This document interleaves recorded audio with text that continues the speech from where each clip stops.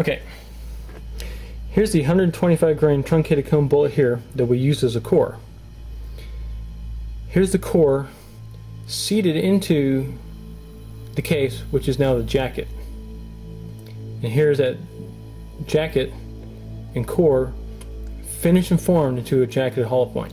As you can see, the hollow point is not a soft nose design, because when you buy these dies, they come to you in a form that will make a soft nose bullet. That's why you want to order the 9mm swaging punch.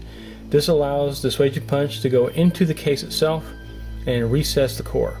And when we look at the core here, you'll see that the core is actually deeper than it is here, and that's because when we form it, the lead will flow forward to create our hollow point.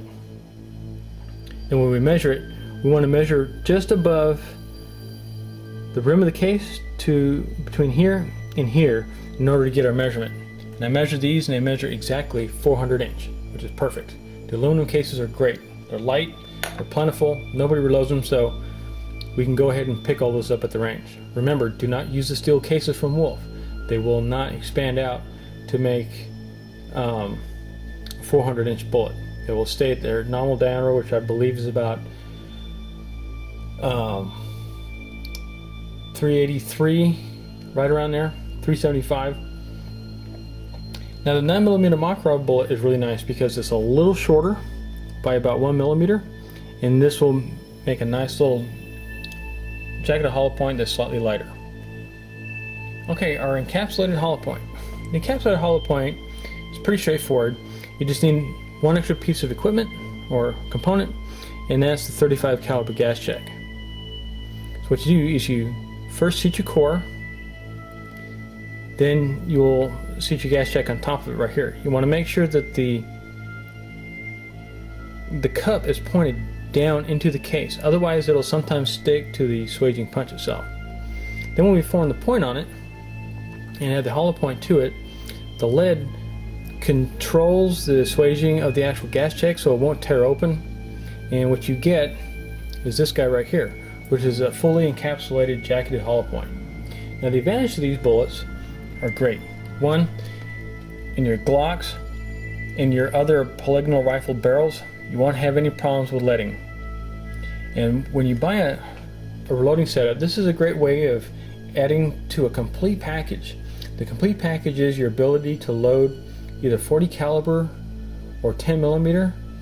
With these dies, not only does it allow you to make the bullets, but it cuts your cost to nothing when you go to the range and pick up brass. Now the aluminum cases are nice because they don't generally get creases here like the brass cases do, and the creases are more of a cosmetic issue, and what we want to do is keep them as functional as possible, even though they're not as pretty as we might want them to be. But what we're looking at right here is a jacketed hollow point that's encapsulated that costs us less than 2 cents to make. Now the gas check costs you a little bit. The electricity or the gas to melt down the wheel weights, or the lead. This particular bullet here is made from roofing lead. To make it as soft as possible, it doesn't cost you much at all. And if you really want to get cheap, you can go ahead and sift the berms and melt down the cores out of jacketed bullets that are stuck in the berm.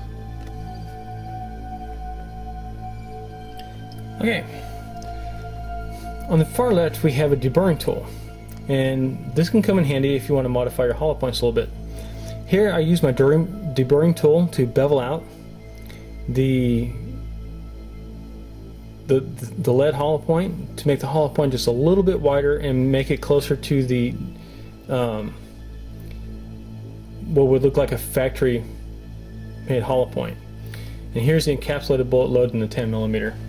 These are loaded with 6 grains of unique. It's not a hot load, but it's a good load for testing.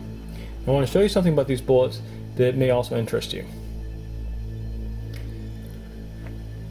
I've been asked by several people if it's possible to remove the rim in the extractor groove.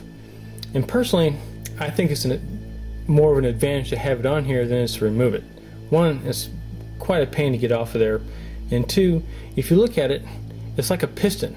that you would see in an automobile or in a gas operated system like an AK-47 or something. What this does is ensures that no gas is escaping, and it makes a great seal so that you get the full potential out of it. And also kind of acts too as a stress relief groove on your bullet. So it reduces your pressure just a little bit. You can take this off if you want to, it's just a lot of work. But as it stands right there, you got a nice jacketed little hollow point, and you're ready to load it. Let's see how much they weigh. With the aluminum case, you're going to get much lighter bullets. With the brass case, you're going to get much heavier bullet. Now with the aluminum case bullet, we're getting a bullet that weighs 146 grains, which isn't bad. This is without the gas check.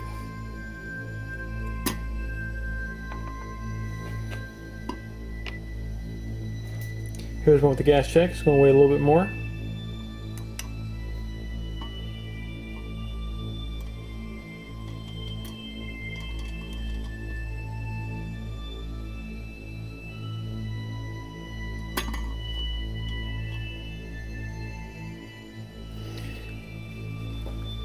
We're looking at 148 grains with the gas check.